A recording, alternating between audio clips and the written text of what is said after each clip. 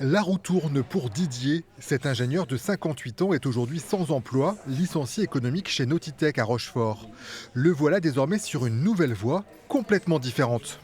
Pas du tout mécanicien dans l'âme, mais ça peut être une bonne révélation et encore une fois, peut-être une fin de carrière plus sereine sur un métier utile.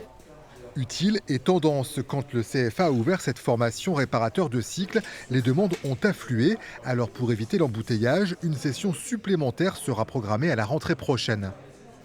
Donc là, tu es en train de démonter le cône du système cône-cuvette. Zone côtière, zone touristique, ville touristique. On a énormément de loueurs de vélos avec des parcs. J'ai vu des parcs à 300, 400, 500 vélos. C'est énorme, c'est un marché et un travail énorme. Pascal, lui, vient du Loir-et-Cher. Cet ancien éducateur spécialisé a repris un magasin de location de vélos juste à côté du château de Chaumont-sur-Loire. Moi, j'ai besoin d'apprendre à entretenir un vélo pour notre parc à nous. Et puis évidemment pour réparer, dépanner tous les gens qui passent sur la Loire à vélo.